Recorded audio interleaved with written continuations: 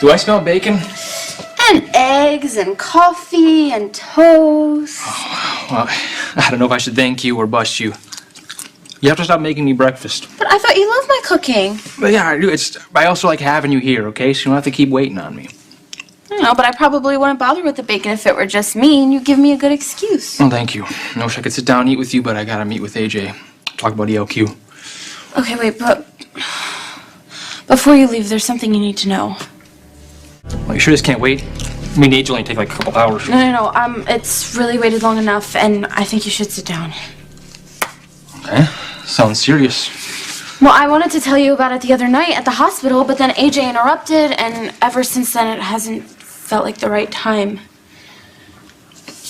Okay, so tell me. It's about what we saw when we walked into the gym. My dad beating up AJ? Yeah. I'm sorry, that must have been pretty hard for you to see. Yeah, no, it was awful, but that's not what I'm trying to talk to you about. It's pretty bad. My dad loses it like that. AJ knows that Sonny has a temper, right?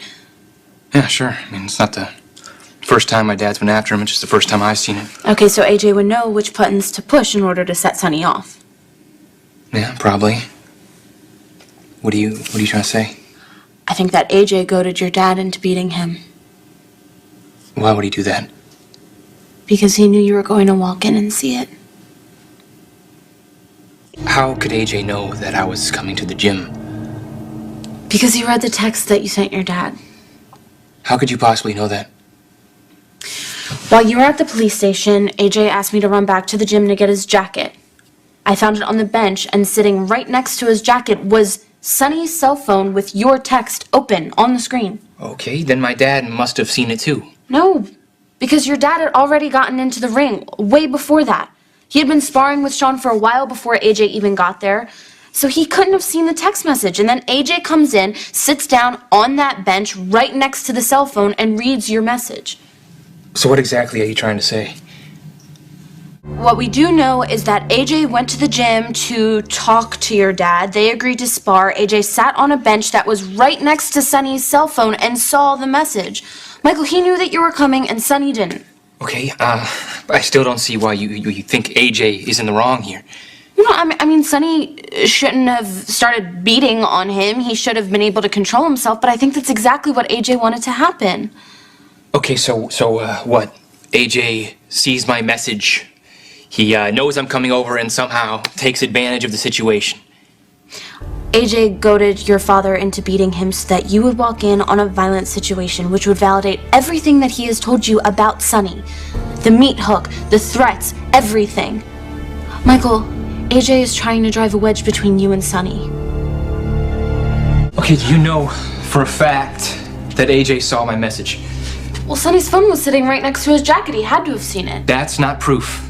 AJ knows that Sonny is an experienced fighter, right? So why would he go to the gym saying that he wanted peace, agree to spar with Sonny, and then start baiting him? Okay, so... Unless he had a reason, right? So AJ, he sees my text message, and in 10 seconds he comes up with a strategy to turn me against my father? That's a hell of a leap, Starr. Look, I know it may seem that way, but if you consider AJ's motives, it makes sense. I'm just starting to get to know my biological father. Now you're telling me he's a snake? No, I'm not. No, what I'm telling you is that your fathers are fighting over you, and I don't want you to get caught in the crossfire. I don't mean to sound harsh, but I think you've gotten so used to dealing with your father's lies that you see the worst in people. Okay, you're right. Yes, growing up the way that I did, I learned that desperate people do desperate things. That's why I'm not trying. Not everybody reacts. Michael, like I'm just asking you to question what's going on.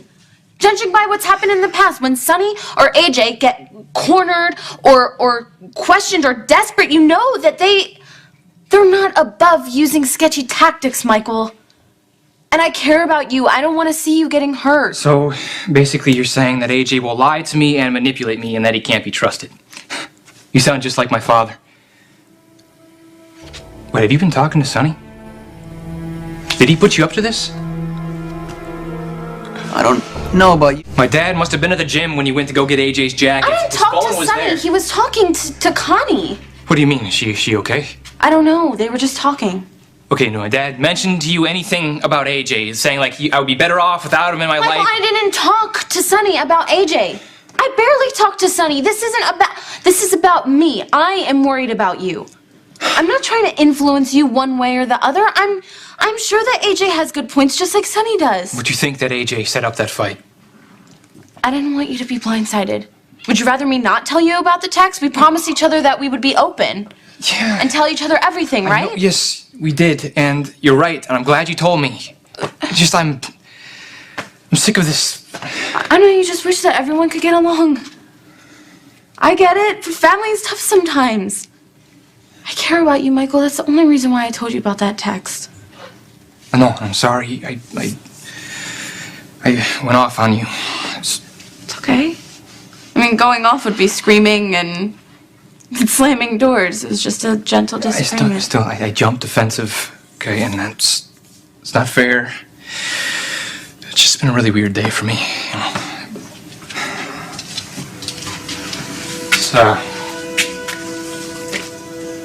This is the anniversary when Abby died. Michael, why didn't you tell me? I don't know, I didn't want to dump it on you. But you were so great about calling Hope. You have no idea how much that meant to me, how much that helped me, and I want to be there for you if you want to talk, ever.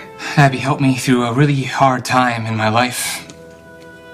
She helped me get through some pretty bad stuff. Not sure I would have made it otherwise. I miss her. I know. And now with Jason gone,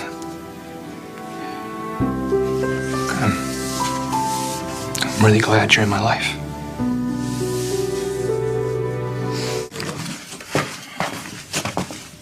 The more time you spend together, Michael's gonna figure out that you're basically just the same weasel that you were back then.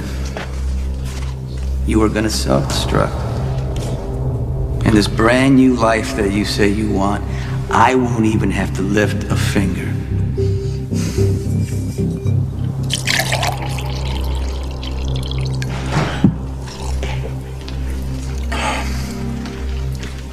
Hey.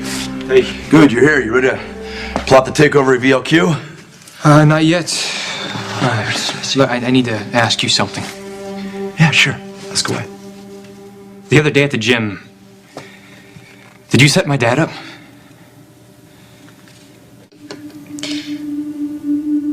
Michael's girlfriend Abby died a year ago today. You know, they say it gets easier as time goes on. And it does, in a way. Your life moves on and you find things to care about. You never stop missing the people that you lost. I'll never stop missing you.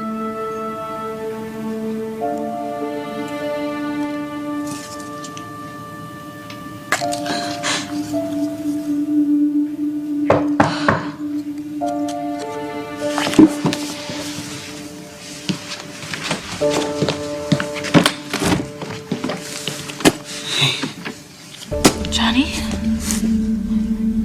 What are you doing here?